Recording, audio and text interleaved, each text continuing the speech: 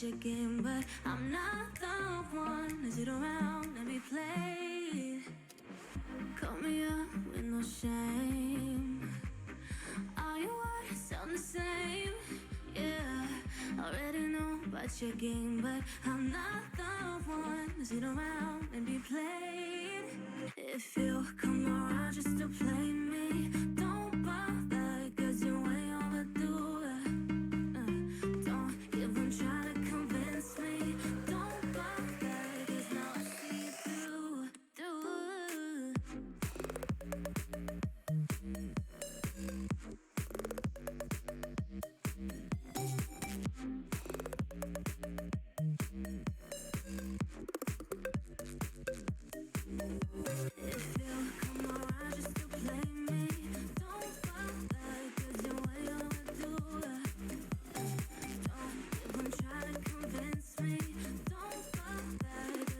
see you through. Every now and then I think what we had was something real. Don't know why, cause I've been felt like this, but never thought that I would fight for you this much. Don't know why, and tonight I'm not the one to be blamed, cause I ain't the one who hesitates. Yeah, already know about your stupid games. Come around. If you come around just to play me, don't bother, cause you ain't overdue. Don't even try to convince me. Don't bother, cause now I see you through.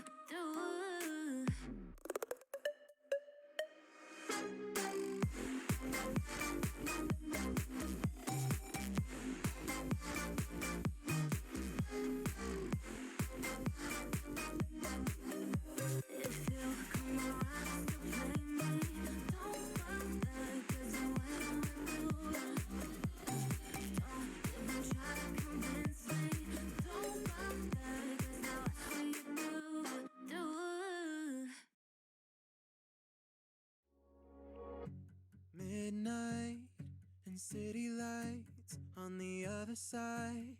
You're calling me up at the same time. I'm in the daylight. You're calling to say hi, but your words they cry. If there's something that you need to say, I know it ain't easy living inside your brain for sure. You keep telling me that it's all okay, but I know, yeah, your silence speaks so loud.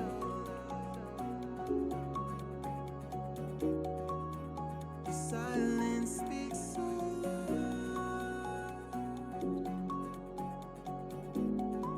And I hear you calling out, yeah.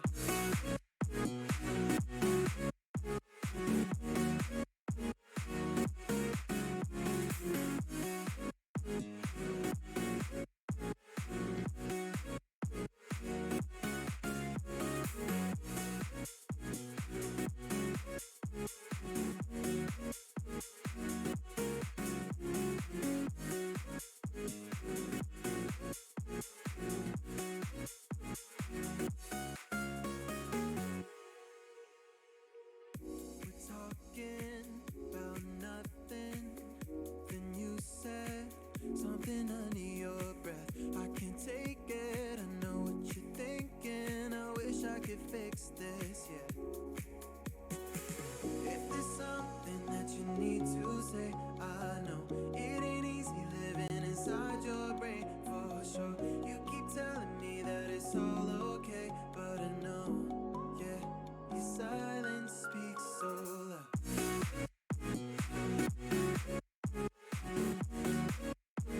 Silence speaks so loud.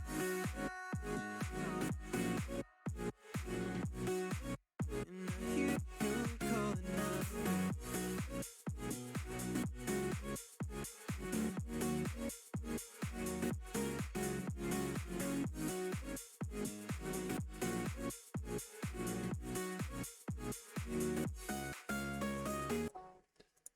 Hey guys, how you doing today? Happy Wednesday. Wow, 3 songs in a row. Wow. Without an ad, that's awesome. Hope you guys are doing well. Hey, thanks, Mr. Face Guy, for asking in Discord earlier about the rubric. We're going to do that tonight. So we have a couple things on tap. We have Chapter 16, Exceptions and Templates. And next week we had bumped out the standard template library. I'm actually considering trying to talk about that a little bit today. Just a little bit. It's probably better to have more time today for you guys to work on this final project. Then we can talk about it. I'll post the rubric for it. Than it is to talk, because we're not going to need the standard template library for it. Hey, Flux, thanks so much for donating to the scholarship fund. That's amazing. You're a hero. So our exceptions and templates today. Exceptions are big. These are important. Templates we get into a little bit. They're kind of a specialty case. They're super powerful and interesting, but they're, in practice, they're a little bit tricky for us to use. Hey, thanks for joining. P. Flansen Ritter. Cool. Yeah, I'm getting better at reading names here too. Yeah, so actually I had thought about trying to move up 17 and give you more time next week, but I think trying to keep it shorter tonight and shorter next week will be fine. And, oh, okay, German. My German is very rusty. It took just a couple weeks. And I was looking at this final schedule. I had the project due next Wednesday. Now, I know things have been a little crazy and things are busy, so I can bump this out a little bit. I'm supposed to have grades in within 24 hours of our final exam slot, and that puts it out to like Thursday-ish, and then no one's really going to look till Friday. So my thought is I can give you till like Friday, and I can get the stuff graded over the weekend, and then that gives us a little bit of a buffer there for me to get everything in for you. So I'm going to move this out to the 18th, so it's Friday, 11:59 p.m., so you can get it in, so I can get the grading done over the weekend, get everything in. And then we actually had a student in a different class ask me, and I thought it was a pretty good idea because I've been terrible this semester. It's been a really rough semester. Still recovering from COVID. I got some new meds yesterday from my doc, so hopefully that'll help get me better a little faster. But it's been pretty terrible. But anyway, they had suggested that if things didn't go quite so well in some of these other projects, that if they did really well on the final project, that should, kind of bump their other project scores up. And I think that's fair. I think that's fair. Yeah, this is a college class. I'm streaming on Twitch instead of Zoom. So if your individual project scores, as I'm working on getting those in for you guys, aren't up to where you wanted them to be, and you do really well on the final project, I can replace the score for you, if that makes sense. So I'll just take your score for the final and replace it for the project you didn't do so well on. And hopefully that'll, smooth things over if things didn't go quite so well. And we'll talk more about the final project. I'll give you some other tips and tricks when we're writing files, because we want to do these things with binary files. I'll show you some cool tricks for making these things really fast. You can seek to certain locations and stuff. It's pretty cool. We're not really a database, but we're building in some of the basic pieces where you can kind of jump around files and find stuff quickly. So we'll look at some of that as well. So I think that's the plan for tonight. We'll talk about exceptions, a little bit about templates. This is making your own templates, and then the standard template library next week. A little bit of extra time to hang out, ask questions about the final project. I know you've got other things going on. You guys are busy folks, and it is 2020, and it's been one crazy fall semester. So I appreciate you hanging in there with me. So let's take a look. You want to talk about the final project first, add this rubric in here, and then we can move over to exceptions. And again, you are welcome to pair up with somebody. I just need to know who you're working with. So let me know. And then both of you do need to submit it individually. Otherwise, D2L gets really confused. It's hard to grade somebody who hasn't turned something in because it just doesn't flag it for grading. And I'm down to drinking canned coffee. I didn't get a chance to make some today. Sorry, my voice has been a little rough. Let me go on mute here a second.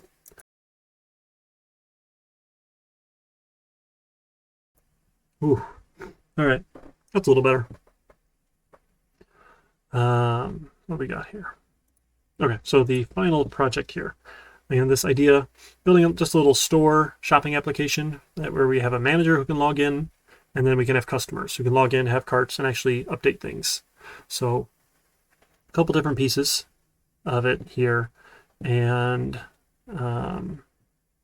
think I've done a video about this one before. I don't know if you guys got a chance to see that one. Let me actually look at some stats here on my YouTube channel, which is cool.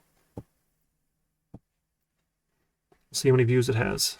Because unfortunately, we've had a couple of people drop, which is unfortunate. It's been a rough semester across the board. We've talked, other faculty have chatted, and it's the drop rate is much higher than it normally is, which is unfortunate. So do let me know if there's something I can help you with. The goal is to get everyone through and completed. Right, my job here is to help you learn it. That's the final one. These titles are too long here. Well, it's polymorphism. Here's the final project. Okay. Final project assigned. Yeah, that only had 9 views. Oh boy. Okay. And probably not very long. It was short. It's 5 minutes. Watch time, 0.4 hours. Okay, so that's not very long. Yep. Okay, so let's spend a little time talking about it, since it looks like you guys didn't grab this one. And that's okay. You know, things happen. It's hard to keep up, for sure, in this environment. So if you are guys who are here, are bored, let me know. You know, obviously, if you're showing up, I want to make sure we're covering the things that you want to talk about. But hopefully this will be helpful to go over this, and we can build out the rubric so you can see how you can earn your points for this. That sound like a good plan? Got a couple people here. Ah, C# and Unity. Yeah, that's a lot of fun. So unfortunately, this is a C++ class, so won't be helpful for that. But it's possible next semester I'll be teaching a C# class, but not specifically using Unity. We've got some other game design classes that may or may not use Unity. All right, so the shopping application, right, we're going to have the store's inventory of items, and then customers that each have their own shopping cart of items and lets them check out. So the manager, they get to log in, and we're just going to have some hard-coded password in here for the manager. Can log in, and then a customer, we're going to have a list of customers as a binary file here, and then the customers will just have some ID and password. We're going to use this hashing function. It's not great, not cryptographically secure or anything, but it's better at least than storing the actual password text in just a plain text format. So in terms of hashing it, we don't actually store the original, but it's still not perfect security, but it's better than nothing. Just to get you in the mindset that we don't ever want to store clear text passwords or plain text passwords. So when we're the manager, we've got a menu of things that we can do. We should be able to add items for sale. We should be able to update quantity. We should be able to change the price of an item. And we should just be able to see what all items that we have. Just list everything. So don't worry about trying to be able to delete things. That's doable, but a little more complicated than we need to tackle right now, especially given everything going on. So that's fine. And we're just going to store our inventory as a binary file. So the inventory itself is the list of items, their quantities, and their price. Right, so we're going to store those sorts of information. And if you remember back to when we did some of that, the binary file I/O stuff, right, it worked very well if we had a struct. We could write a struct to a file really quickly. But when we're dealing with strings, right, if we have like an item name, we want to use the C strings, which is really just an array of characters, a fixed length array of characters, because we can't write the string object itself, because that's a reference to the file, and read it consistently. There's ways, but again, it's beyond anything we want to tackle at this point. We want to do the easy thing, right? So adding items, we'll just add in new items. We'll have the quantity, the price, and so on. And then that's what we do as the manager. So we've got manager functions, and then as a customer, we should be able to change our password. We should be able to clear our shopping cart. We should be able to buy the items in the cart. And it's going to update the quantity in stock or throw an exception, which we're going to talk about today, if the quantity in the cart is larger than the quantity in stock. So if I put like 100 rolls of toilet paper in my cart and I go to check out and the store says, oops, I only have 10 left, we're going to throw an exception and not let them do that. And say, oops, sorry, you can't check out. You need to do something else. We should be able to display the total, ask for pretend payment information when we're doing the buy items, and then clear when we're done. If it wasn't successful, right, we need to go back and manage and say add, update quantity, delete items from cart. So this one we need to be able to not have items in our cart. We want to be able to delete the item out. Say, oh, I don't want that one anymore. And each shopping cart should be a separate binary file. And this will make life easier, so we just attach a single cart file per customer. Instead of having one big, like everything, all the carts files, we'll just make one file per customer for their shopping cart. And that'll make life easy for us this way. Okay, so that's about all there is to it here. It gives us a chance to work with these binary files. I'm going to show you some tricks to make it quick for when we're doing this inventory management. If we have IDs for items, right, we can store IDs and then we can go look things up by ID. It is much faster than trying to duplicate all that information. Right, we don't want to have the entire item because we don't want to keep the price in the shopping cart. Right, your shopping cart should have the item, but when we go to get the price, we want to get the price as it's currently in the file. Right, we don't want to get a stale price just because it was $3 when you put it in the cart. If you come back the next day, maybe the price has changed and now it's $3.50. Right, we're not going to give you the $3 price. We're going to give you the current price of the item when you check out. So we only want to store the ID, and we need to go look them up in our inventory file here by ID. So we got some tips. That's the seek G or seek P for read and write when we're doing binary files that we mentioned briefly. I don't know why I'm royal. I think I'm some sort of royalty. I keep calling myself we. I'm sorry. It's a bad habit I've had ever since I started teaching. I think it's like a nervous thing. You guys hear me okay? My voice sounds real scratchy to me.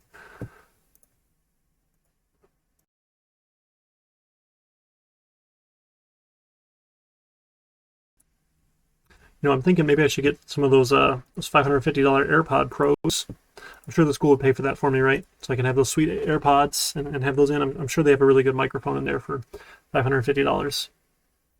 All right, which someone pointed out is more than the new Xbox Series X, just for some headphones.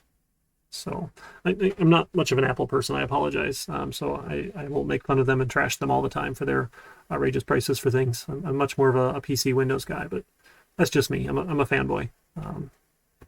So take everything I say about Apple with a grain of salt. All right, so let's build a rubric out for this. Let's add a rubric. This is the final project. These levels, these are so annoying. Okay, so we have complete. We're missing 1 and 0. Okay. I'm sure you've got some out there, Lanzer Ritter. I apologize, I'm probably pronouncing it wrong now because it's German. Okay, so we want to do custom points for these. So each one can have its own set of points. Okay, then I need to go back to the assignment, and we'll just translate this stuff over. So manager functions will have points, customer functions will have points, and then the actual storage mechanics will have points is sort of the idea here. And as you can see, I'm behind on grading. I apologize.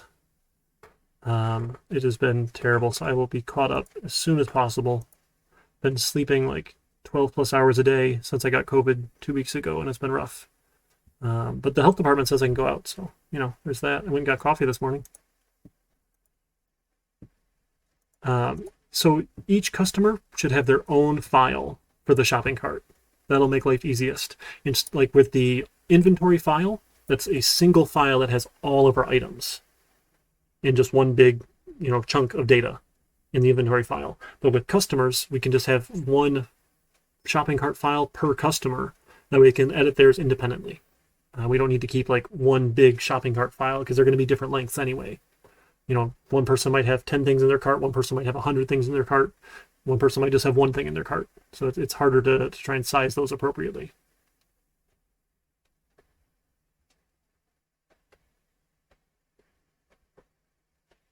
Cool. Okay. So let's see. We put these side by side here. If you're not familiar with the Windows left and Windows right, will snap screens to the left and to the right. They're fantastic. And then you can get this split screen view. It's really cool. Okay, so the first section we're going to have is manager. Just 1 point for getting the login with hard-coded password. So whatever password you want to pick, I don't care, put it in the code and say, hey, when they go to log in, they have to type this in and it has to match. That's fine. Manager add item, manager, let's see, here we go, update quantity, update item quantity. And, ideally this sort of thing would happen automatically with some sort of inventory system, but we don't have we're not attached to the warehouse or anything like that. So this is manual, one item at a time. No barcodes or anything fancy, but we're not building a real point of sale system. We're just sort of like faking it here and having some fun with files. Manager, update item price, and come on, manager, list all items. This is just like print out everything. Here's the item, here's the name, here's the quantity, here's the price, and just one big list of all the things we have for sale. Okay, that's all the stuff for manager, right? And then we have customer. So log in with password hash from customer file. Point for that. Customer change password option.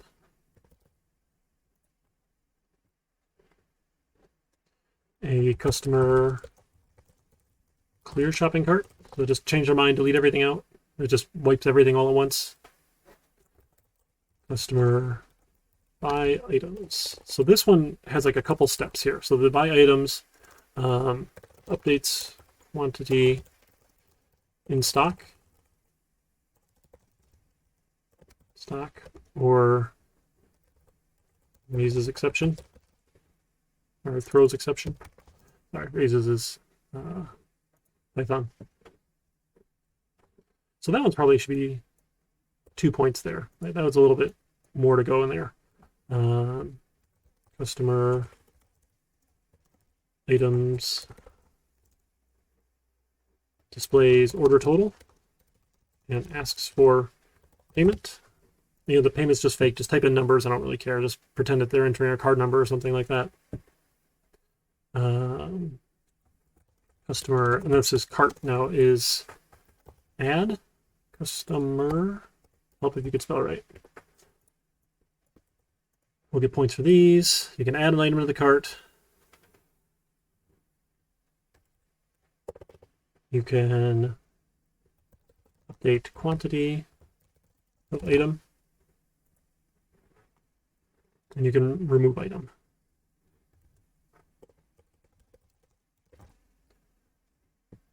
Okay, so that's it for the functions. And then we're also going to have points for the actual storage itself. So managing the inventory file as a binary file. Inventory file as binary file with random access. So that random access means I can jump to a different location in the file that's using the seekg or seekp. So if I know, and usually we'll use like an ID number for this is the easiest way to go about it. And I know, hey, this is item number 3. I'm going to jump to spot 3 in the file, and I can read or write it like that. I don't have to read the entire list into memory and have, like if I was Walmart, all 100,000 things that we sell or whatever, right, in memory all at once. It's not efficient. We don't want to have to do that. We want to be able to get one item at a time and manage that one item. So that's that idea with this random access. So that's we'll do 2 points for that one. And then we'll have a customer file.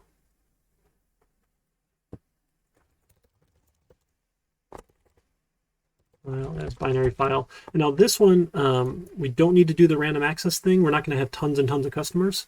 And because they're using an ID, it's harder to translate it to a number, that sort of thing. Like I want to log in with customer, my email address as my username. I don't want to have to type in customer 123, like an account number or anything like that. So we won't do the random access on this one. And again, we're not expecting, I mean, in the real world, if we were Walmart, hopefully we'd have millions and millions of customers, and this is no good. But again, for our simple little example here, we don't need to do that. So we've got the customer file, and then the shopping cart file. File at binary, 1 file per customer. Is 2 points there. And I think that's all of it then, right? So that has the shopping cart. They can log in, customers in a binary file. Ooh, creating a new customer account. I missed that one there. Shoot.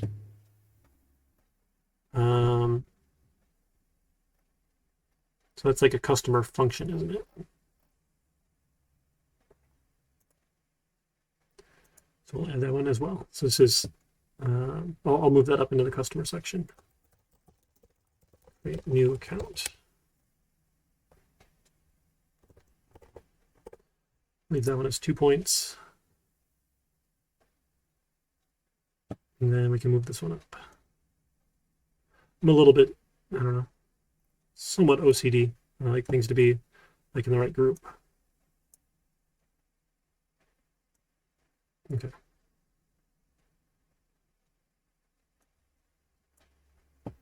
So let's get this.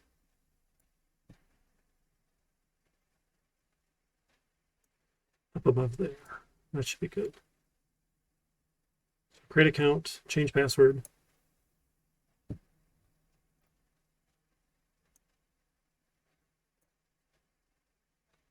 Okay, create a new account, log in with password, change password, create the shopping cart, update the items, quantity, all that. Is that 21 points? Okay, let's just bump that one down to 1. Okay, 20 points total. There we go. What do you guys think? Does that match everything in here? Hopefully that's that matches and seems fair. And again, if you do well on this one here, I'm happy to replace that overall score for the projects if any of those didn't go very well for you. So after I get everything graded for you, we'll have that weekend. I'll send you an email when everything's in. You can have the weekend to look at, make any arguments that I missed some points or should have given you more for things, and then we can settle on the final grade. And I'll post those on Monday then. And I think that's soon enough that I won't get yelled at too much. And if they yell at me, I'll say, hey, it's 2020. So I'm trying to give you guys a little bit of extra time there, a little bit of flexibility, and hopefully that works out well for you. So how are we feeling about the final project? Do you guys think is this something we can tackle? And we'll go over a little bit more with writing file IO to disk. I know we did writing some binary files using structs. So what we're going to do is we're going to write a vector of them, or just a hard-coded sized array of them, whichever you prefer. And we can write those to disk. And we're just going to go with the cheesy oversize. Sweet. Yeah, I'm glad you've been working on it. That's great. Hopefully I didn't change anything on you, right? I think I stuck to what was here and I didn't change any of the description. If I did, please let me know. I don't want to change things up on you midstream here if you already started. Okay. Yeah, that's okay. So definitely my goal is that everyone finishes this final project. Again, if we were meeting in person, the tail end of this, the class here, these chapters get a little shorter, and we switch to like half lecture, half lab time, where you actually just work on your assignments and your programs and your projects, and I can walk around the room and help. That's really the format I prefer. I don't think I should be spending 4 hours every week talking at you, right? I want you guys to be practicing it and be helping you as you're working through it. So that's the format I want to follow, and hopefully we can cut out by 8 p.m. or so tonight, if not earlier, and you can have that time, and I can hop on Discord screen shares or on Zoom. I can fire up my Zoom meeting. I actually found I have a personal link I've been using for a little while now. It has my name in it. It's so cool. So you don't have to like remember a bunch of numbers. It just has Eric Chernesky in it, which is cool. I know Chernesky's hard to spell, but after you've done it a couple times, it goes pretty well. So we can fire up Zoom if you guys want to screen share on Zoom, and I can help you through it. Yeah, it's really cool. Excuse me. Sorry, I gotta cough again here. Awesome. So I think the only thing that we need here is this exception handling piece here, right? And that was going to come from this chapter that we're working on, chapter 16. That's right, I can remember the numbers. So chapter 16, we'll talk about exceptions, and then we'll do a little bit of this custom template stuff, look at function templates, class templates, and we can go from there. All right, you guys are great. I know you're sticking through it, and life is crazy. So do let me know how I can help. Again, you are allowed to ask for help on this project from me. I'm not going to tell you get lost or go figure it out yourself, right? My goal is that everyone gets this done. So I'll help you with what you need, get you pointed in the right place, so you guys can be successful. And then I am supposed to tell you, because, sure, lots of reasons, enrollment is open for winter in case you want more of this. Again, hopefully we're getting a little more comfortable and getting better at this particular format and style of learning, but if this worked well for you, or if you want to give it another try, winter registration is open, and I'd be happy to help with whatever I can with that for you guys. So do let me know. I miss seeing everyone in person. That's my learning style. So, but that's okay. We can be adaptive, and hopefully this works out decently. So, oh, one other note there. That's right. I forgot. I need to tell you. Let's see, how do I find this? There is a survey now posted for the course evaluation. So if you go to Other and Surveys, I should have put a due date on it so it showed up in the calendar, but maybe that's what I should have done. I should put a due date on here. Let's see. So if I put a due date on, hopefully it shows up in the calendar. Oh, it's an end date. That's all it is. So let's do 12/18, 11:59 p.m. Okay. And it is anonymous, right? You can see the little check mark here. The results are anonymous. I can't even change that, right? It's like totally dithered out because once you save it as that, it's done. And this is something we do hopefully for all of our classes. That's Dr. Baugh, our department chair, sent this out to all of our CIS faculty and said, please do this. It's feedback on me, feedback on the course, seeing how things went. And then at the end here, additional comments you have about me, additional comments about the course, anything additional here. So obviously, if you put your name in one of these boxes, I'll know who you are. I feel like that's straightforward, but I had someone one time in their feedback, they didn't put their name down, but they gave a very specific situation that was unique to them that they said happened, and I knew who it was, and I felt really bad. So don't put identifying information in here, okay? Unless you want. You're welcome to do it if you want, but do know, like, if you put some unique situation that was unique to you, like, oh, hey, I emailed the instructor and I said that I was sick, or I got in a car crash and I got an extension, yada, yada, yada, like, I'll probably know who that was, okay? But again, be completely honest, please. Dr. Baugh gets all this and we compile it across all of the courses to compare and see if things are going well or not so well with different instructors for various courses, or how the courses themselves are going. And then this is part of my review process that our dean, which is Dean Tom Hendricks, gets to read all of these and review them as part of my annual review process. So lucky him, he gets to read all these for all of his faculty members. Lucky guy. So if you would, take a few minutes and do this at some point for me, please. What tends to happen is the people who are pissed off at me fill this out, and then it skews low. And that's okay. It's not going to hurt my feelings. You're welcome to be upset and give honest feedback. Right? I don't want people not to give feedback. But everyone who's just like middle of the road was like, yeah, it was fine, tend to not do the surveys. So if you could take a few minutes and do the survey, even if you're just, it was fine, great. If you loved it, great. Whatever feedback you have, if you hated it. This was my first semester as a full-time faculty member. I know it's 2020, so I'm going to take everything with a little bit of a grain of salt, depending on how people were feeling. But do fill that out, please. We can go from there. All right, are we ready for new content? We ready to move on? We did enough review, I think, so far. I'll fire up Visual Studio, and it'll take a little while, of course. So exception handling is fantastic, and this is the proper way for classes to communicate. Just writing something out, like a cout to console, is not proper, because remember, the goal of our program is that when we write classes, we want them to be reusable. We want our work to be portable in different places. So maybe I wrote a class to do this, and right now we're doing a console application because that's all we know. But later on, maybe we'll write a graphical program, and we want to use that same class with that same logic, but in the graphical context, where I have a GUI that I can click and buttons and things, and I'm not typing at the console. And if you're outing messages at the console, no one's going to see it. It just won't be there for anyone to see. So the right way to do things is to use exceptions. This is chapter 16, exceptions. And what an exception does is it forces the person using your code to do something about it or crash.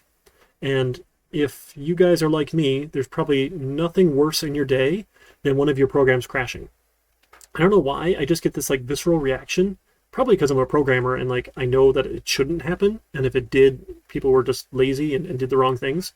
Because like 99% of the time, you can keep programs from crashing by following this proper workflow and doing exceptions and handling them and being clean, having good code, that sort of stuff.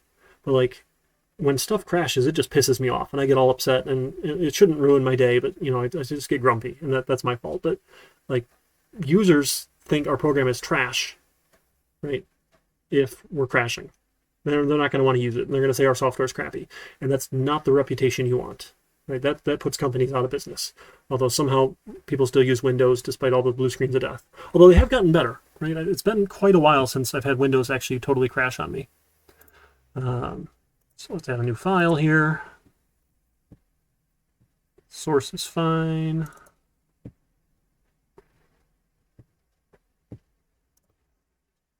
Let's see. So we'll include our IO stream. We'll have our namespace. Int main, eventually return a 0, and life is good. Okay, so we've done these things before, like some number, and we see out, enter a number, and we see in number, and then we see out your number was number. Blue screens of death are always hardware issues. Oh, interesting. Yeah, probably with this later Windows has gotten a lot better, but I mean, I'm old, and for fun, because we were annoying, obnoxious teenagers in high school, in the labs, we used to play the game to see who could crash the computer the fastest. Like, you just have to open up all the stuff and open a bunch of tools and run things and figure out who could blue screen Windows XP the fastest, and that was something we did when we were bored in our programming class or our networking class. But okay, I don't encourage you to do that on your own computer. Excuse me. Yeah, I'm gonna have to get some more beverage here in a minute.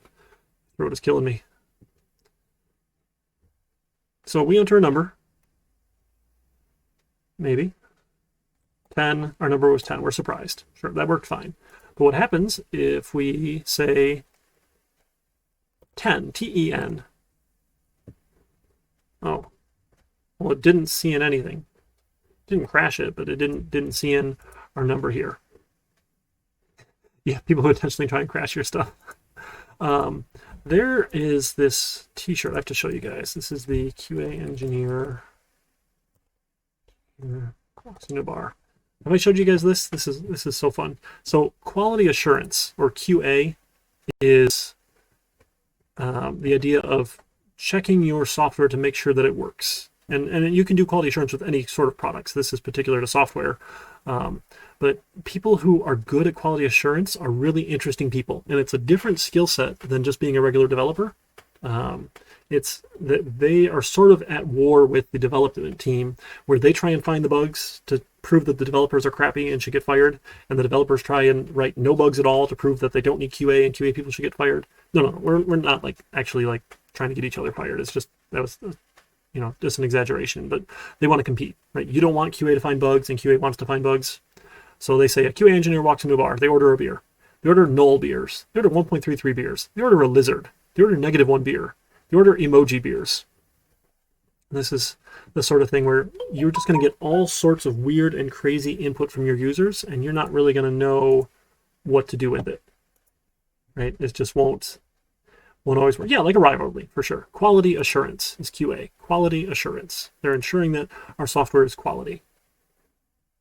All right, so that didn't work. Let's try a string for input and an input number.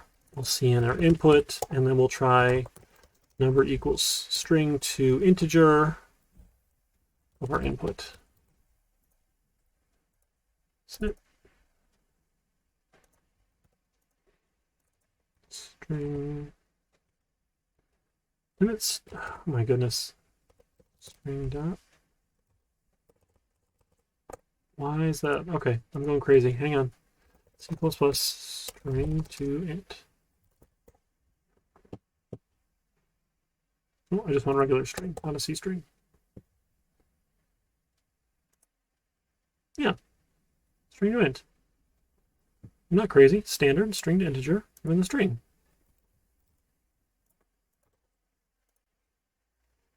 in the standard namespace. What did I do wrong here? Oh, including string. Yep, there we go. All right, folks. There we go. We include string. There we go. We can use string to integer. Yes, are included. Thank you. I wish you would suggest it.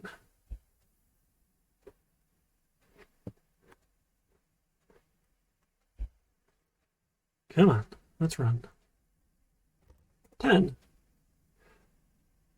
Here we go. This is an exception. So before seeing just whatever, sure. This is an unhandled exception. We have an invalid argument exception. This means our program is crashing. We continue on. Continue. Yeah, just continue. And still gave us 0, but it crashed. It did bad things. We did not pass. So what we want to do is we want to handle this exception. That's the idea here. So we want to, and to do that, we do this in a try block. We say, hey, I want to try something that might cause an exception. And when we try, we have a catch block, and we can catch exceptions. Invalid argument. We say, okay, hey, I know this exception could happen. If it does, let's do could not. What could not convert input to a number. Try again.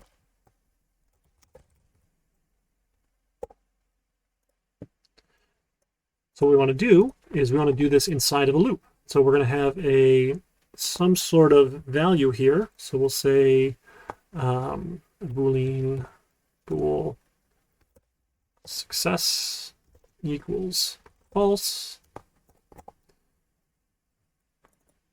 And that's ugly. I'm not a fan of that. We'll say failed is true. Here, there we go. And we will do this thing while failed. So as long as failed is true, we're going to keep asking. So what happens here is if it converts and it works, we're going to set failed as false. Okay?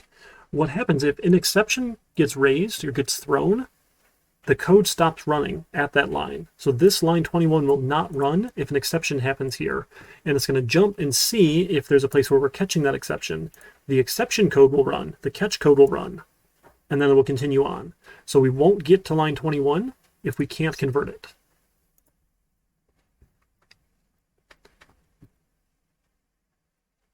So let's try this. Here, go and mute it here. Oh man. Whew. All right, so we want to put in 10. And notice it never stopped for me there because we jumped right to it. So the exception happened. We had an invalid argument exception. We printed out our message, the catch block ran, and then the code keeps on going. Oh, it's all right. You know, it could have been much worse, Mr. Face Guy. I appreciate it. So I am on the mend. My doc says I should be fine. I've got some good meds to hopefully start making me feel better. And I got to take one of my coughing pills right now, actually. Well, it definitely could have been much worse. I've got kids with respiratory issues. So thankfully it was mild for them. It was the worst for me and the wife. So, you know, we can deal with it. All right. So as soon as the exception happens, this is the important part, the code here stops running. We don't ever get to line 21 unless we get something good. So if I put in like 10, now we're going to see what we got here. We set failed to false, and we can continue. And then my code finishes. Life is good. Our number was 10. I know you're amazed. So this is a simple example here, right, where we're saying, okay, I know an exception could happen. I want to have some sort of handling for it so it doesn't crash my program, right? Because that's the goal. We don't want our programs to crash. So what we do is we translate this now. We take this to the next level, and we have our classes create our own exceptions. So what we got here was this string to int, string to integer, throws exceptions if it can't do it. So this function does it. So we can write functions or classes, and their functions will throw exceptions if things are bad and they don't like the situation.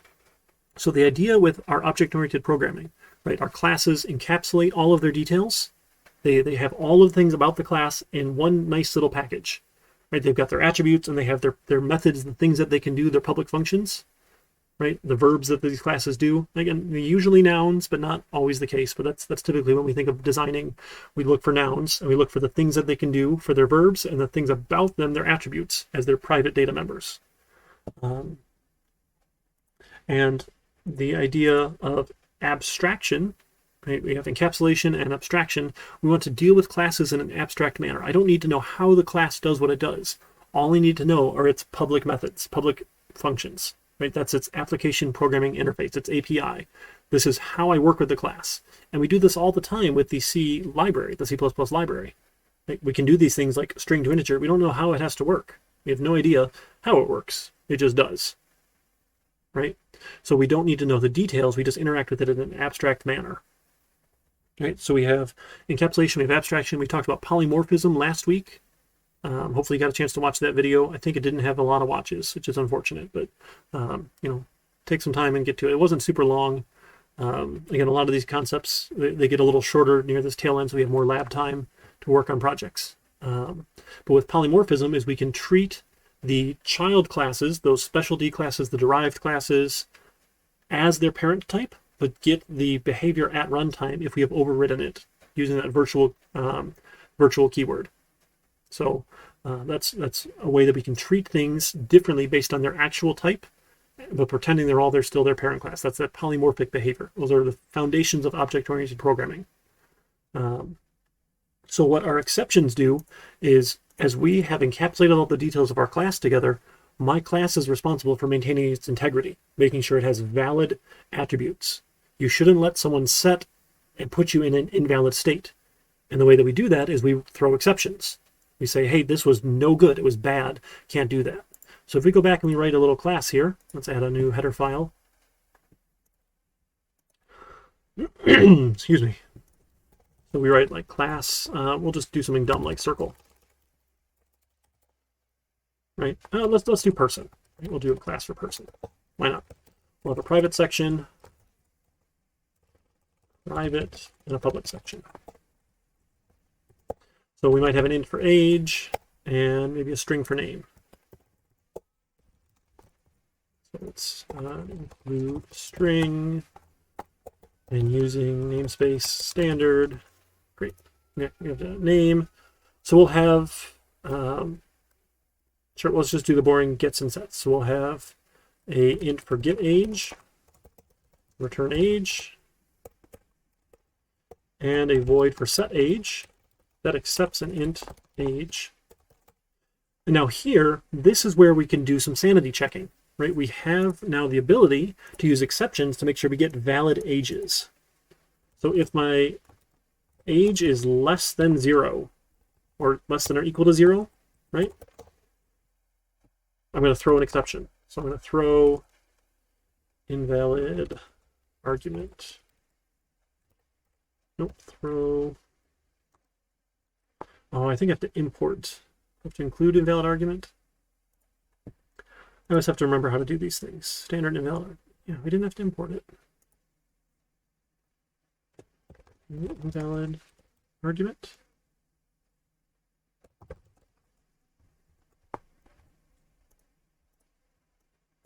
Come on. Why doesn't it want me to use invalid argument? Aha, there we go. Including standard exceptions. Now I can throw invalid argument. E less than 0. So I'm a big fan of using already built-in exceptions in this standard exception library. Right, there's several in here that you can use. You can write your own exception classes if you want. Some people love doing that. I'm not a big fan myself, but that's okay. So we're going to say, hey, if you give me an age of less than 0, I'm going to throw an exception, which means you have to deal with it or you crash, and then you're the bad guy. Because I want my person class to maintain its integrity, and you can't be a negative age or 0, right? You're at least like maybe we make this a double. Right? Why not a double? That probably makes more sense there, right? Double. Okay? So that way you can be like 0.1 or something, right? And, I did a bad thing. You don't know what kind of units this is. We should say age in years to be very specific here. right? Get age in years. We should always include the unit here in our variable name, because who knows, right? What unit you're using if you're not specific. Okay. Then I don't actually need an else here. This is one of those redundant things, because if we throw an exception, the code stops. We'd run no farther. So there's no else needed, right? No else needed. Because throwing an exception stops the code. Does that make sense to say it stops the code? Like, we'll never get to this line if an exception is thrown. I can set my this age in years to the age in years argument, right? The argument you gave me here. And we'll do the same for name. So get name, return name, set name, and you know, I don't know if we need to do any sanity checking for name, because that sounds like a hard thing to do. Maybe just set it's not blank. I don't know. I think it's fine to just take whatever string. We'll just set it. We should be fine. Okay. That makes sense. And this is just a simple example of how we can use an exception in our class to force whoever's using our code, whoever's consuming the class and using our API, our public interface here, to deal with it. Okay, so we could do the same sort of thing where we could make a person, right? So we'll do the number. Sure, we'll repeat it here per person. So we'll say cout, enter a name.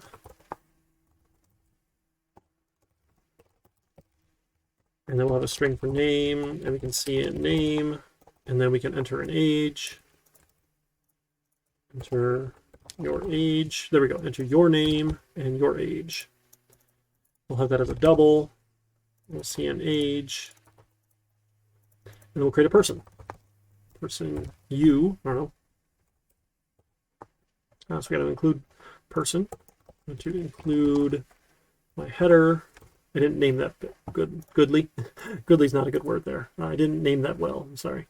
So sure, you, and then we'll say u.set name, given the name. And here, because I know this might cause an exception, we're going to try. Right, we put this in a try block. We say try u.set age to the age, to your age in years. There we go. We're going to catch an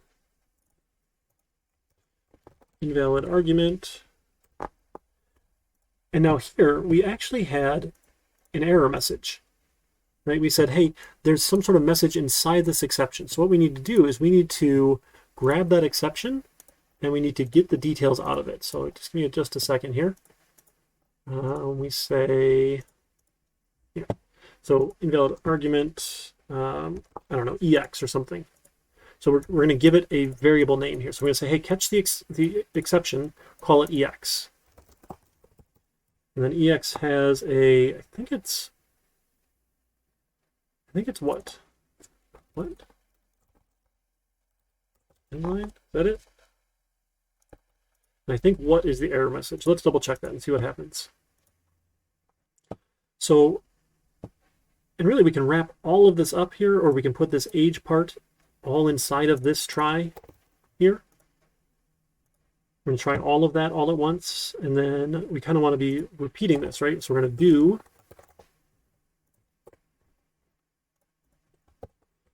while failed. So we're going to have a Boolean for failed. It's true. And if that worked, failed will be false. Otherwise, failed stays true, and we're just going to keep on repeating here, right? Failed. Okay, so this sort of idea, we can just keep handling it. If we get the exception, we'll just keep trying again, trying again, trying again, trying again. Let's give it a shot. Uh-oh, we had build errors. Oh, failed as defined again here. Shoot. Sure, I'll just set failed back to true. Why not? We'll just repeat the same, use the same Boolean. So 10, sure, enter a name, Eric, age 33. It was fine. Didn't prompt me again. So let's try and make it fail. Let's give it something that's 0 or less, right? 10, Eric, 0. Age should not be less than 0. -1. Age should not be less than 0. 33. And it works. Okay, So what we're doing is we're putting the code in the class ensures that it is in a valid state, right? It ensures it has integrity, and the class itself, that instance of the class, is in a good state. It's not going to let itself get to a bad value. Does that make sense? And that's why exceptions are so powerful, because we can say, hey, you gave me something that was no good. And we can do that for any sort of argument that we have, right? Any sort of parameter that we want to save, if we want to have some sort of bounds for it, right? If it was out of bounds, I won't take it. I'm not going to accept your invalid arguments here. So invalid arguments, super powerful. You can also have other exceptions, and you can do all sorts of other things, anywhere in your classes. So in our case, when we're purchasing an item, if we don't have enough of that item in our inventory, we're going to raise an exception and say, I don't know, even invalid arguments probably fine. Like, hey, we don't have that many items.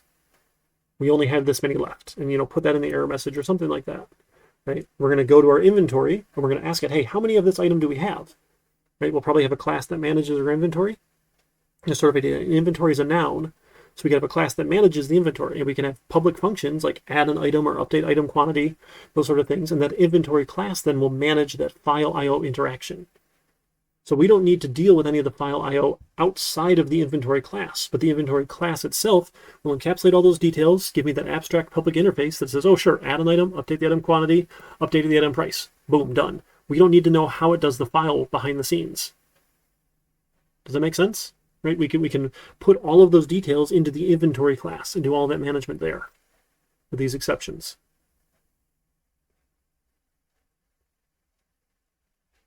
It's a different way of thinking, but it's continuing this object-oriented approach where we have classes that are independent of each other, that work with each other, that talk to each other, use those public functions, and now we can interact. And this is sort of a communication between the classes. Hey, you did a bad thing. I don't like it. You need to go fix it, or you crash. Right, so if we didn't have this try block here, right, I could comment out this try block, right, and we try it here.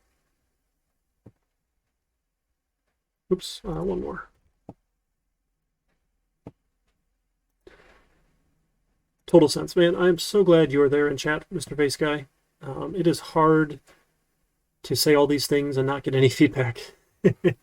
Yeah, well, no. So yeah, we're going to use structs for the project because they're easy to write to files, and structs can raise exceptions as well. 10,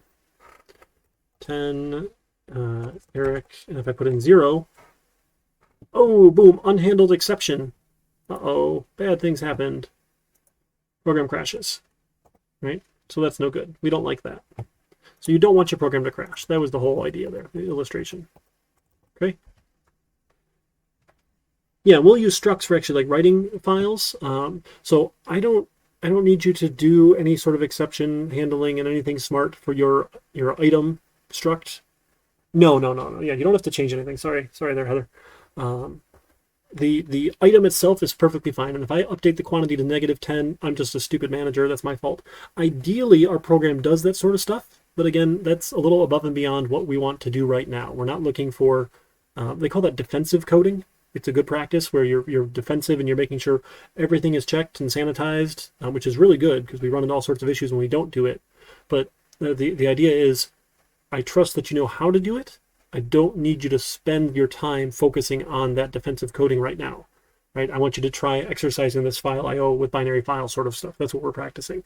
So it's not that defensive coding is bad, not that we shouldn't be checking these sorts of things in every class or struct that we write, but I just don't need you to focus your time on it right now. It's sort of that idea with unit tests, right? It's great if we can get to 100%, but as long as we get, some of the way there, it's better than nothing. Okay, so we're only going to do the checking and exception handling for if you're trying to buy more items than are in the inventory. That's the only place that needs to happen. So again, if we're sort of designing this and saying, okay, maybe I have an inventory class that manages all these things, then that function where it's like purchase item, right, where it's going to go and find the item in the inventory, update the quantity, that sort of thing, maybe even give me back a total price. I don't know. You can have all sorts of options there, however you want to do it. That would raise the exception. And then as we're trying to buy it, we're going to catch that exception and handle it and make sure we don't clear the cart, don't charge the customer, say, oh, sorry, we couldn't check you out, there's a problem with your cart, and take you back, right, and give you a nice message like, oh, this item we didn't have enough in stock, I'm sorry. And then the customer can go back and manage it and update the quantity or remove that item or whatever it happens to be, right? Does that make sense, sort of, in how we're going to use that exception in this workflow? Again, the goal is I just need you to demonstrate that you can do it once.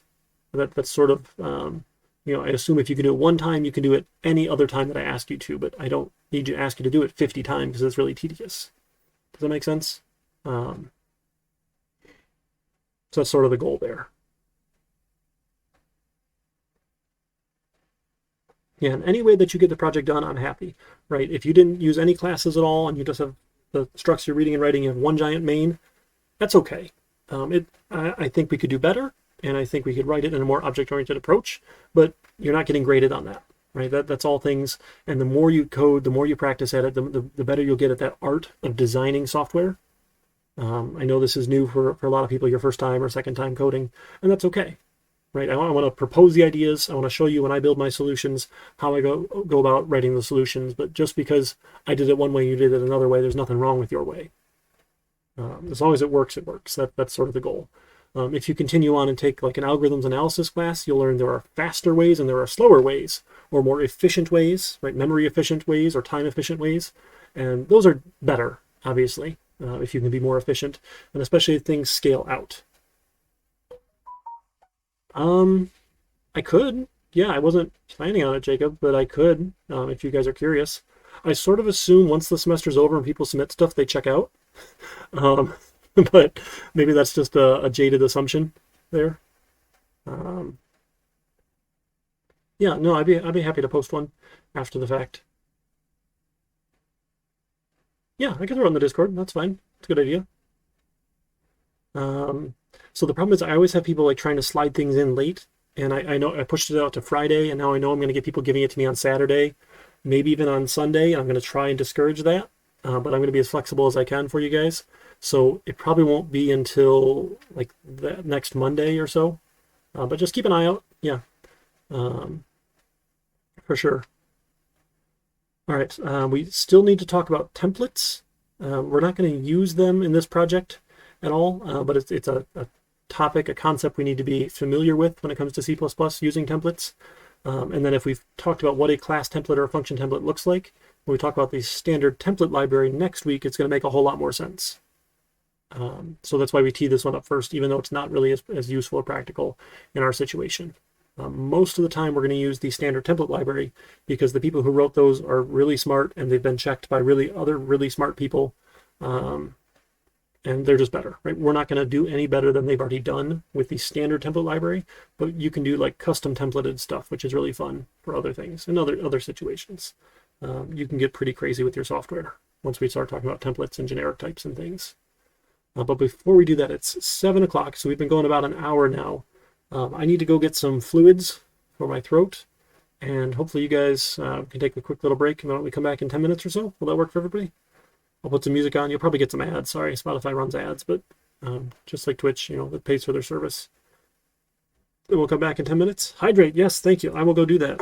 I've been told coffee is not hydration by my doctor. He said I need to drink lots of fluids when I'm taking this medicine. I said, oh, sure, I'll double my coffee intake. And he said, no. That's no good. So I bought a bunch of Gatorade, which is good stuff. All right, so let's take a break. We'll come back in 10 minutes, and we'll pick it up from there with the templates, and then we'll have time to work on that final project. Oh, and I need to show you some more of the file IO examples too. Remind me to do that after the template stuff, okay? All right, let me switch over to break here. It is break time. I just got to change that text. So we're going to come back, say, at 7:12-ish or so. Standard, EST, right? PM. EST, look at that. All right, let me put on some music. All right, guys, we'll be back.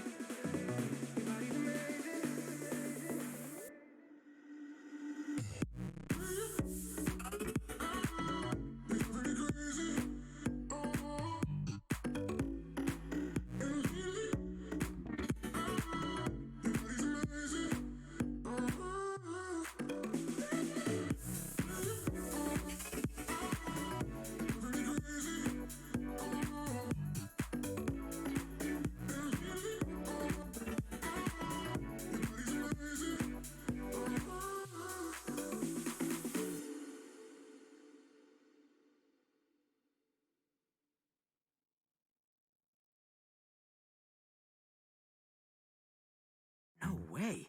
Taco Bell's toasted cheddar chalupa is back. Are you thinking what I'm thinking?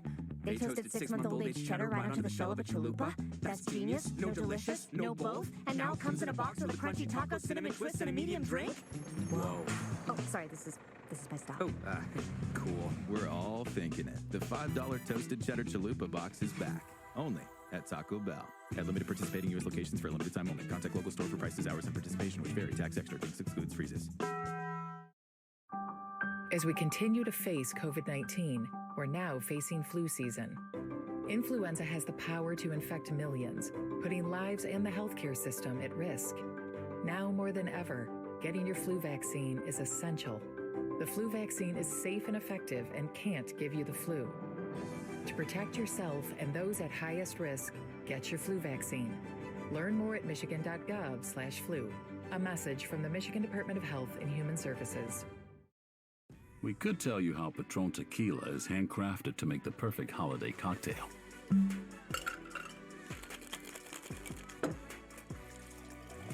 But we think it speaks for itself. This holiday season, say it with Patron. Patron Tequila, simply perfect. The perfect way to enjoy Patron is responsibly. Patron, its trade dress, and B logo are trademarks, handcrafted in Mexico. Imported by the Patron Spirits Company, Coral Gables, Florida. Tequila, 40% alcohol by volume.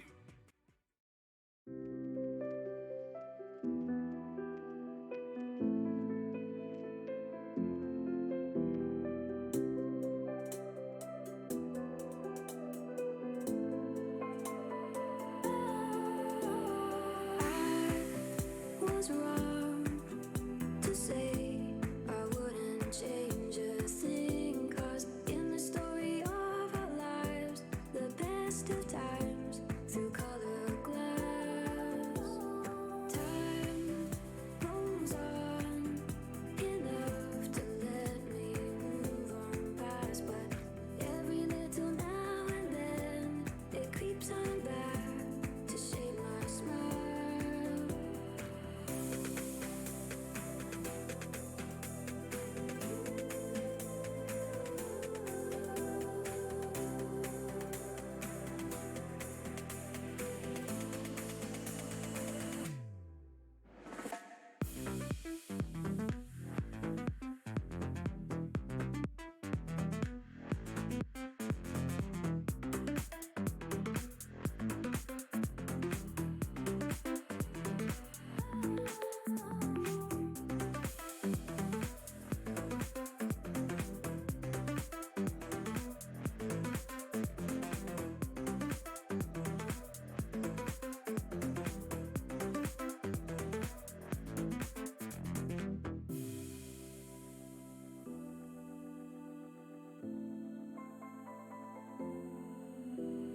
I was wrong to say I wouldn't change a thing, 'cause in the story of our lives, the best of times through colored glass, time rolls on enough to let me move on past, but every little now and then it creeps on back to shade my smile.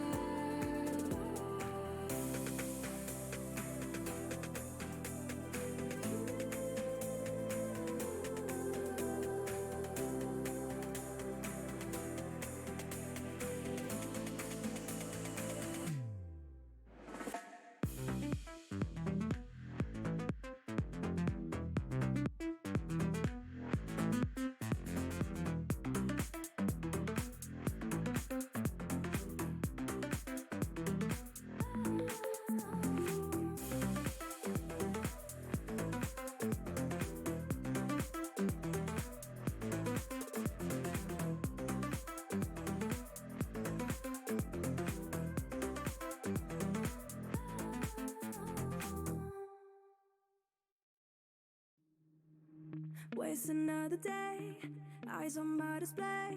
You say we need a change, and I feel that you mean it. You mean it.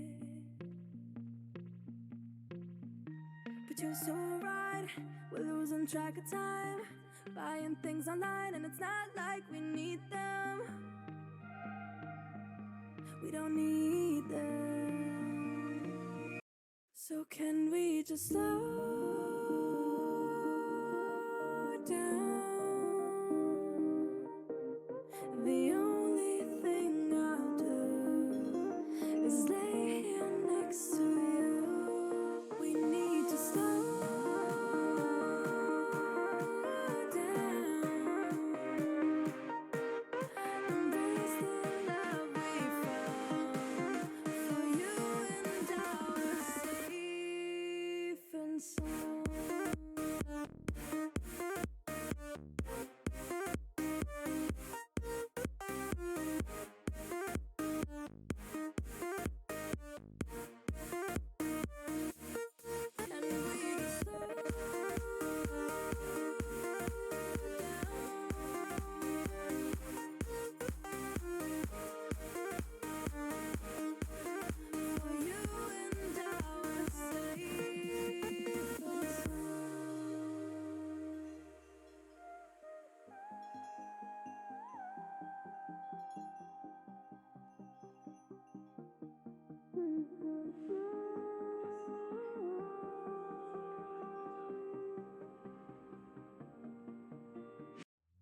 We were on the run, rocking around the... All right, everybody. I got 7:12 on my clock. How you guys doing? Hanging in there so far? Clear all this notifications out. All right. Cool. So we're going to move on and talk about template types here. So we talked about exceptions. We're going to do templates, and then the standard template library is next week. Got a little bit more time for our final project, and we can go from there. Okay? You with me so far? So the idea with a template type, so we've used them before when we were using vectors. So we included vector. We said, hey, I want a vector of some type. We use these crazy arrows, this type name here. These greater than less than signs. Hey, we said, hey, I want a vector of int numbers. And then we could call numbers dot, and we could do all sorts of cool things with it here. Right? Hey, let's push back. Let's add a 1. Right? And on and on and on. We could add as many things as we wanted. Vector is a template type. And what it does is it takes a specific type here inside these braces. What we can do is we can write our own functions that use templates. So again, this is sort of just a silly example here, but let's do a void print me function that takes a, and now we use this specific notation, and I always have to go look it up here because I never remember right away. Where is it here? There we go. So you can do class, or you can write type name. So type name is the new preferred way of doing it. So you say type name T.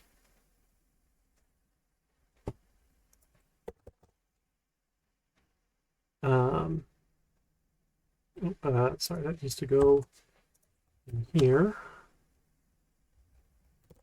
Thingy. Name. Oh my goodness. Why is it so unhappy with me?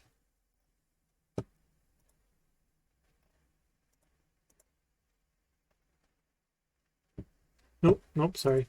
So we say template, type name T.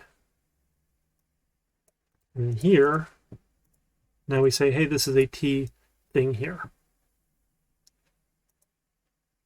Ooh, look, it even wants me to use some sample arguments. That's cool. I don't know. That's fine. So at the beginning of our function definition, we add this notice saying, hey, we're a template function. And we're just a T thingy. I don't know, whatever T is. So whatever type we declare here, we're going to be of that type inside the function. In our case, we just want to see out the thingy. Maybe with an end line. So what I can do then is I can hand print me any given type that I want. I can say print me of some T thing. So we'll just give it, say, like a 10. We could say print me, and we could give it, say, a string 10.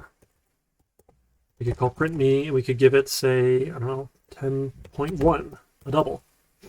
Right? We can give it any sort of type here, and it will use it as whatever this type is here. So it's a template function. Now again, printing something, couting something is not super interesting here.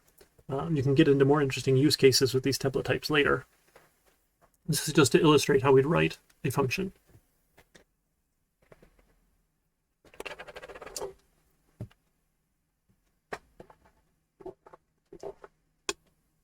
In our case, cout thankfully knows what to do with all these things. They're easy enough. Right, so they all couted. We got 10, 10, and 10.1. Right, because it fit as a t. It's a whatever type we want to give it here, it knows. So this is a print me using type of int. So you can sort of see, I don't know how well you see in that hover here. It says void print me, and then the braces int thingy. When we hover over this one, it's a constant character pointer. When we hover over this one, it's a double. So it'll take whatever type we give it and try and fit it in there. So they're really powerful. You can do some really cool things with them.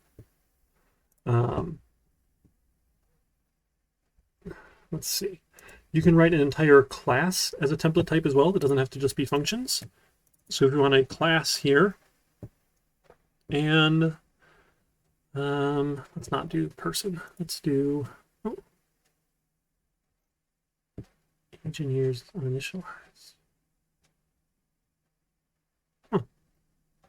Oh, we should. It's okay. It wants us to have a default constructor. We should probably write a default constructor, but that's fine. We can come back to that later. So if we were to write a template type name t class, what do we want to call it? Let's do pair. I don't know. Sure. Public and private. Or I think I usually do private stuff first, right? So we're going to have a t value and maybe an int key.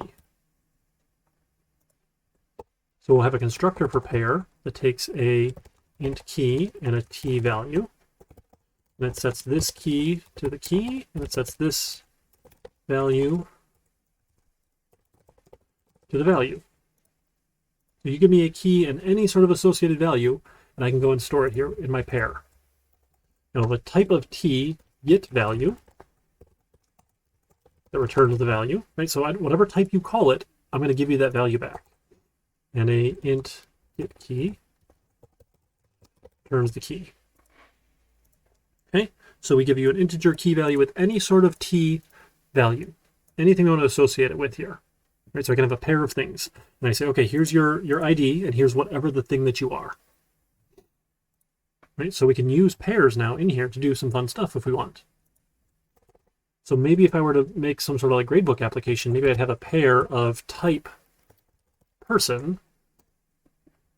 And pair might not be the right name for it here, but I mean, you can call it whatever you want.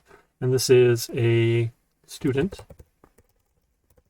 And hey, their number is 1, and their person, well, I need to make the person, right, that I have up here. I have you. I'll hand it you. Right, so now I have the ID or key of 1 associated with the person you, right, using this pair template type. And just a type. And when we get to the standard template library, we'll look, there's all sorts of really cool ones you can use. There's built-in pairings and things like that and ways of storing data. It's really cool. We got a lot of possibilities. Probably don't ever need to write our own, but there are cases where it's nice to have some sort of generic value with another thing that we know what it is, which is really fun.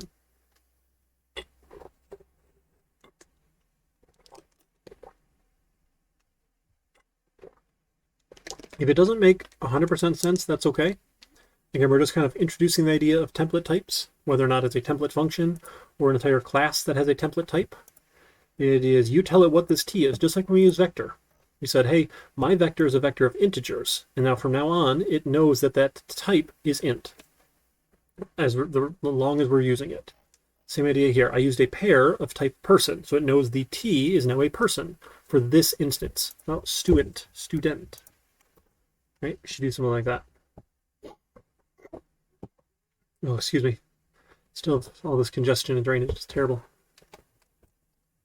So does that make sense for template types?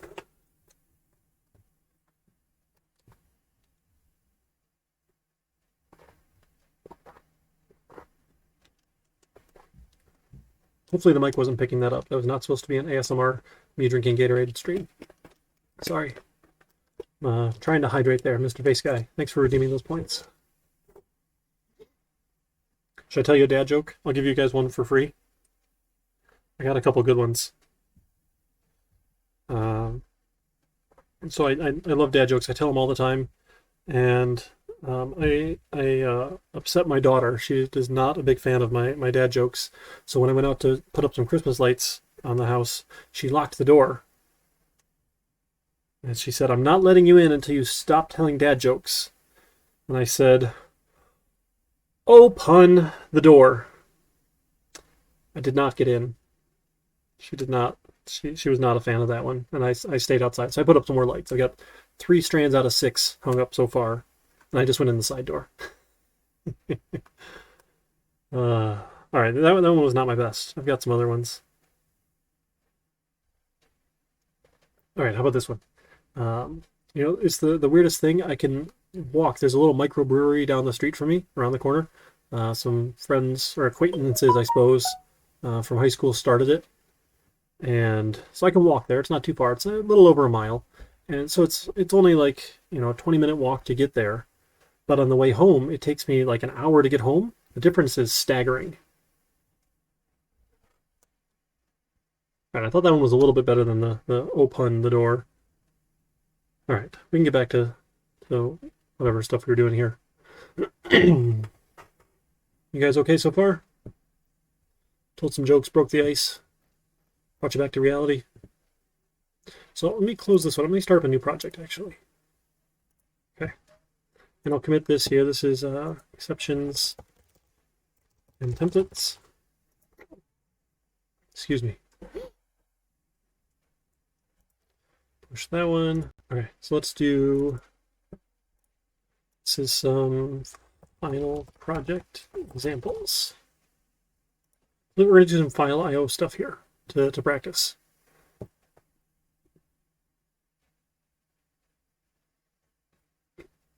Excuse me. So let's add a header here. I probably should name these better. I'm sorry. Well, let's make this one a class student. Why not? I have a private section and a public section. Oh, I'm sorry. We want to use a struct here. Struct student. And we're just going to need to store some data. So we don't even need a private section here. We're just going to have a character array for name of size, let's say 30, because you can fit that in there. Nope, I put that on the wrong side, didn't I? And we'll have, say, an int for ID, student ID number, I guess. Sure. So that's our struct for student. And let's add a new source for our main here, including IOStream, include fstream, right? Fstream, using namespace standard, main, turn to 0 eventually. Okay. So, you know, honestly, I am going to go back and look up some of these examples that we did here. Let's go look at 2252. That's not it. GitHub, Eric, 2252. There we go.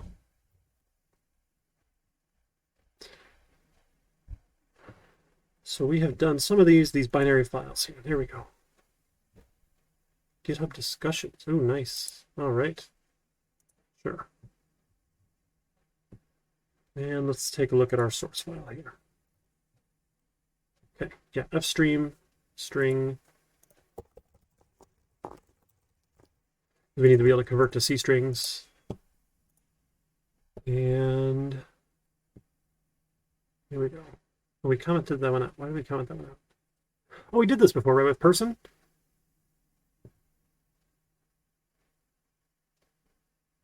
Right? This is Eric Dat. Yeah, okay, so we did this array of, I'm sorry, that's really small. Let me zoom it in. We did an array of people here. I'm sorry. So we've done this before. So we have this example. That's what I wanted to do, but we want to be able to jump around now. So I'm going to copy most of this here. Right, let's do that. Let's see what we get. Okay. So let's do student here. Student. Students. We got to include our header. Okay.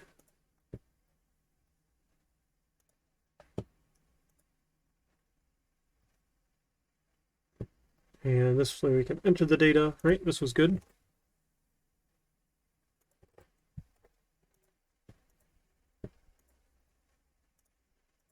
String copy, why does it not like that?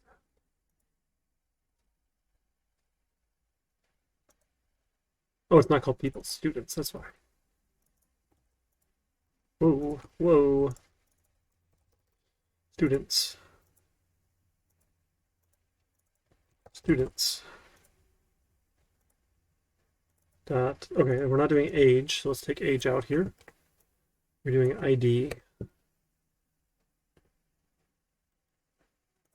we'll say students, index of number of people, dot ID equal, we're just going to do the number of people. So like there'll be ID 0, ID 1, 2, 3, 4, 5, 6, 7, 8, 9. Right, in that file. This is students, size of students. And this is student, students. Okay, so we don't need to do the reading at the moment here. We want to write it. Students. Students. Dot ID.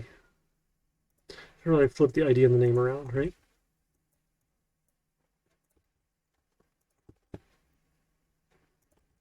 Okay.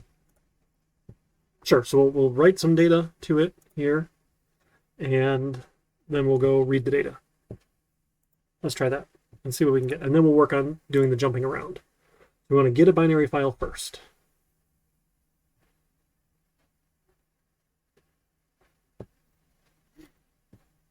So let's add Eric. Let's add Mr. Base Guy. We'll add Heather and JJJ, and then we'll quit. Cool. So we get some data here. And we got the data in, we got the data out. So now I can comment out all this writing of data here. Okay.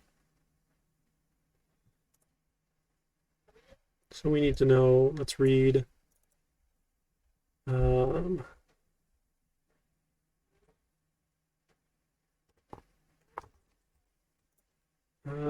what is this? Oh, did we write the number of people? We did. Okay, so I need the number of people. Good. Okay, so we're going to read the number of people, which should be number of students. I'm going to refactor in that because it's bothering me now. Number of students. Students. Okay. Great, so we should be able to read the file now. Let's read this.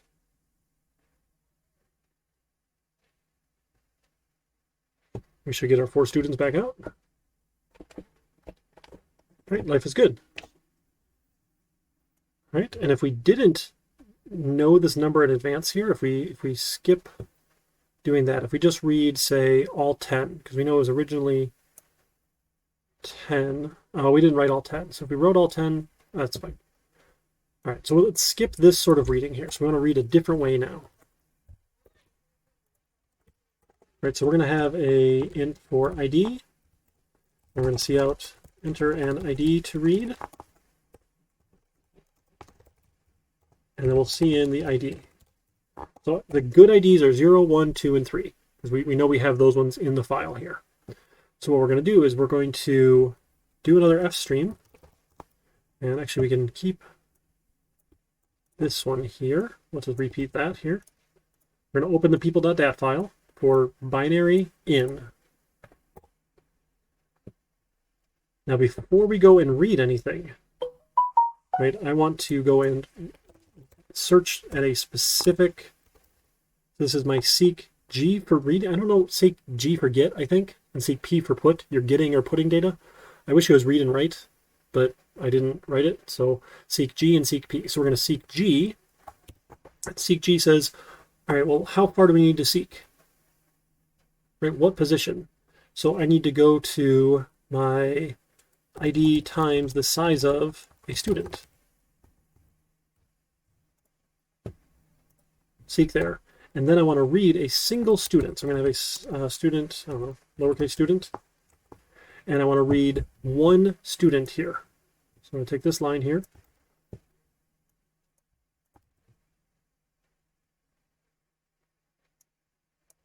I'm going to take this address of student. Just read one student out. Right? And then we're going to see out that student information.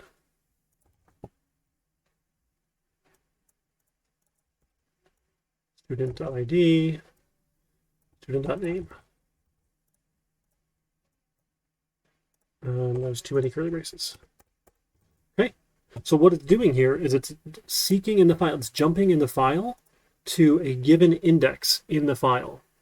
And that works because I know I wrote them sequentially with ID numbers. So if I have students 0, 1, 2, 3, 4, 5, whatever in my file, I can just jump right to that location. I don't need to read the entire file and then get that index out. And again, this is useful if, say, we're running the entire college database. I don't want to read all hundreds of thousands of students into memory to find one. I want to jump to a location in that file and open it.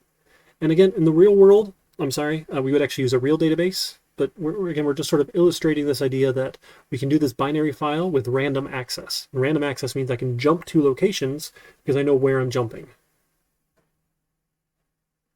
So let's give this a shot. So it should read as a specific student.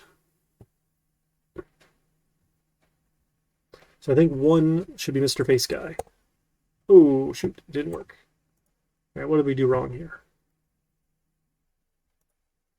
What did we do wrong? Didn't read it right. Let's take a look. One, so let's put a breakpoint in here. All right, so we're going to open the file for reading. Open people.dat. We're going to seek size of student times ID.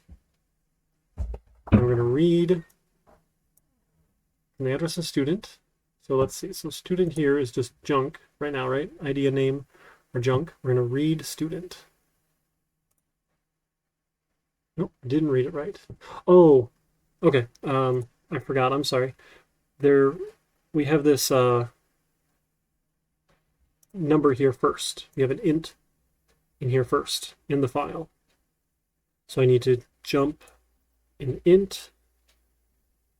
Oh boy. So that plus size of int. I think that ought to do it, right? Because we're going to jump over the first int and then whichever ID we wanted here. Let's see if that works. So that's what I get for putting that other information in. So the goal, right, I can have like 50 records in here, and I'll just jump to a specific one. I don't need to read how many are in there. Now let's see if we get it.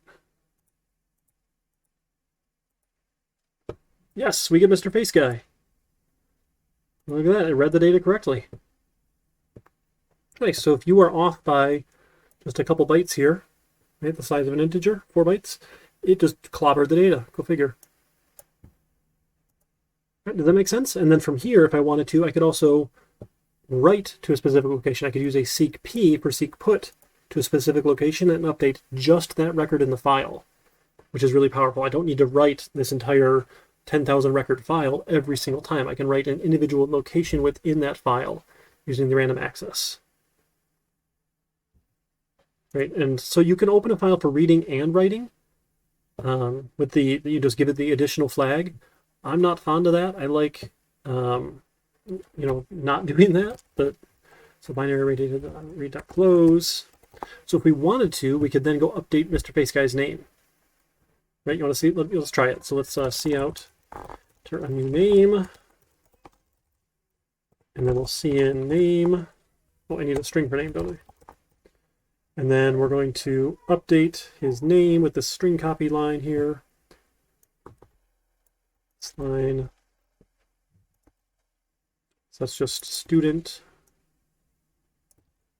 dot name. Okay, and then we're going to open the file for writing here.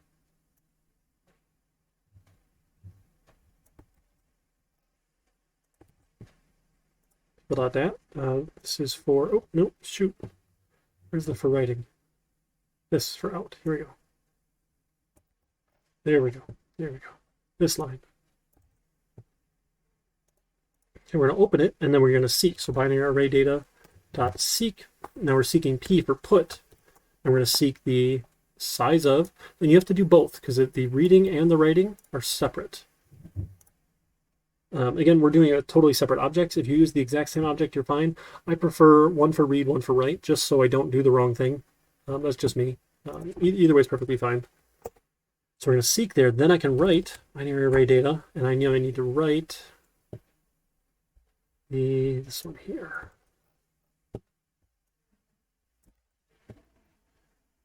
Now I'm going to write the address of student.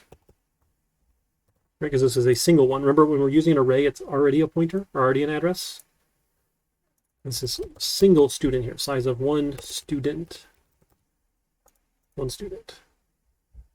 So again, you're using item for yours, and you're going to have quantity and price and those sorts of things. I'm just trying to give a basic example that you can take with and run. Does that make sense? And for those of you who already started, hopefully this isn't anything super new. Hopefully you're doing something similar. And then we're going to close the file. We're going to see if we can change Mr. Face Guy's name, and then see if we can read it again the next time without clobbering the rest of our data. So let's read one. Oops, sorry, I can take out that breakpoint. Let's continue. We have Mr. Face Guy. Let's change it to Mr. Face Guy all uppercase, because he is super excited here. We close the file. Now let's run it again, and let's see if we can read it, and we see if we get his new name or not. Look at that, it's all uppercase, and we'll put it back, Mr. Face Guy. And we do this all without having to read and write the entire file. Again, it doesn't really help because we know we can fit it all in memory right now, but when you scale this up and you have bigger and bigger and bigger files, you don't want to have to read and write the entire thing all at once. So being able to manage and find specific locations within a file is super powerful. Does that make sense? And hopefully that's helpful for you guys. All right, so we commit this one to GitHub here. This was some example with student struct. This is the random file access. Okay, so you can jump to a specific location for reading and writing, so you don't need to read the entire file in. So I think here, if we go and look at the rubric for this, come on, rubric. Is it going to open? It's not going to open. Oh, nope, nope. Save. Did I have changes? I don't know if I had changes. That's funny. Let me go to the rubrics tool here. Yeah, I can find it here. Final project.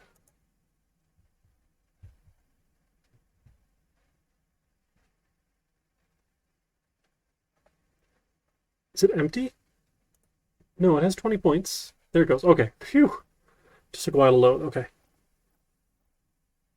So the inventory file is a binary file with random access. So there's only 1 point there for doing the random access. So if you just read the entire thing in and just use it as a straight array, you're only going to lose 1 point. Right out of the 2 points there. But again, it shouldn't be too terrible to do the random access. Just give me the ID for the item, right? And I can go read and write that ID. Go find that ID and go there. So like in the shopping cart, you're just going to save an item ID. You don't need to save the entire item struct. You just have a single ID. So you might have a different struct for a shopping cart item versus a regular item. Right? Your shopping cart item might just have ID and quantity versus your inventory item might have the ID, the quantity, and the price. that sort of thing. And if you want, you could get fancy with inheritance. I don't think you need to. I don't think you're really going to save much. Just use a basic struct for each, and that should be fine. Okay, does that make sense for what we're trying to do here? You think this is all doable? Hopefully a little more doable now. And then we're running short on time, but it's not super huge. Take it step by step by step. So tackle one thing at a time. Like, let's do a manager login. Okay, let's be able to add items to a file. Let's be able to update the item quantity. Let's be able to update the item price. And just take it one step at a time, right? Get one feature in, one feature in, one feature in. Then we'll figure out all of this customer stuff, right? We'll start with customer first, figure out the manager stuff later. It's harder to test customer, though, if you can't manage your inventory. So ideally, you start with managing your inventory, writing the inventory file, and then I can start doing those customer items where I have got shopping carts and I can check out. Okay? Cool. You guys have been great. We've got the standard template library coming up next week. Again, that should be real short, less than an hour worth or so of content, and then I'll have the rest of the night to answer any questions you guys might have about the final project. Hopefully by that point you're close, right? And it's just, the last little tweaks here or there of getting things fixed up for you, and we can go from there. So again, I'm offering, if you guys want, oh, this is silly, this overall score thing. If you guys want, I'm happy to replace a project grade. I'm going to work on getting those graded for you guys. I'm finally doing a little better, not sleeping quite 12 hours a day, but I'm still dragging. I apologize. Overall score. Cool. We'll close that. So if you didn't do as well on one of the projects and you do well in this final project, I'll replace it for you. Be happy to do that and make that work a little better for you. Again, the goal is everyone finishes. So shoot me questions, email me, text, find me on Discord if you have questions. Let me know how I can help you succeed. And we can have a great end of the semester, hopefully, as we wind down. So I know it's been crazy. Thanks for your flexibility and working with me. And it's been fun.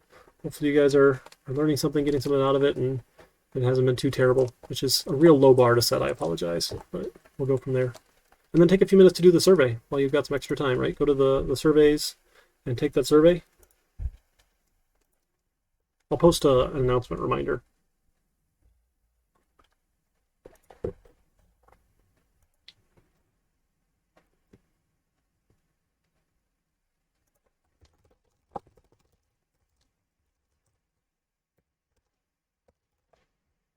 And let's see if I can make a link to it. Surveys.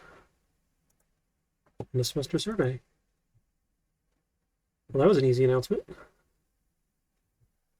Done. Yeah, I'm happy to help. My goal is to help you learn, and we can go from there. So bring your questions to me, and I think we'll call the rest of tonight lab time for you guys. Is there a statistics? Is that what it is? One of these things. Yeah, redeem your bites next stream. Oh, look, one person finished it. So it is anonymous with one completed. Should we go through it right now? 3.3K. So the real power play there, Jacob, Jason, Jerry, is save them for next semester when you're not in the class and just mess with my next classes. Also to make sure I've got a lot more dad jokes for you guys. Yes, unlimited dad jokes. I love it. I love it. All right, so you see there's no name here on this survey. So yeah, the channel points don't go away. They stay, so have fun.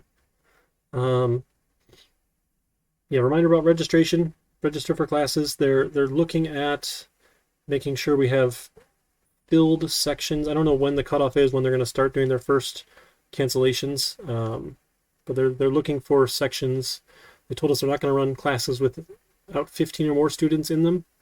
So just do take a look and see. Are you able to see how many seats are available left when you search for classes? I can never remember if you can see that or not, or if you just see if it's open or not. Yeah, do get in and register and get set up. And let me know if there's anything I can do to help you guys. It's been fun. I appreciate you hanging out. And feel free to keep in touch after class as well. You can stay in the Discord, or you got my email address, my number. Keep in touch. So, and I'm talking with our new dean for engineering, manufacturing, and industrial technology. Apparently she's heading up some apprenticeship programs or something, or we have a new apprenticeship coordinator. looking at internships in the IT area. So we're trying to expand our offerings there to get you guys hooked up with employers who want people with your skills. So I don't have lots of info yet. She was just on the radio doing an interview that I thought was pretty interesting. So I'm getting in touch with our apprenticeship coordinator to see what we can do for that. So yeah, hopefully good things on the horizon. All right, should we see if there's anyone interesting to raid nearby? Let's see if there's anyone around. Let's see. See who we have.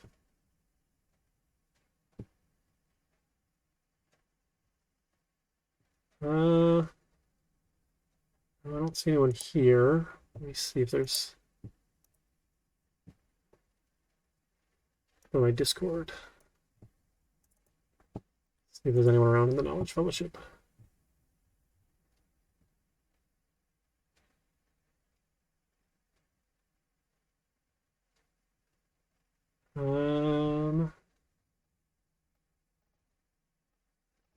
No, I don't see anybody. Oh man, it's a rough night.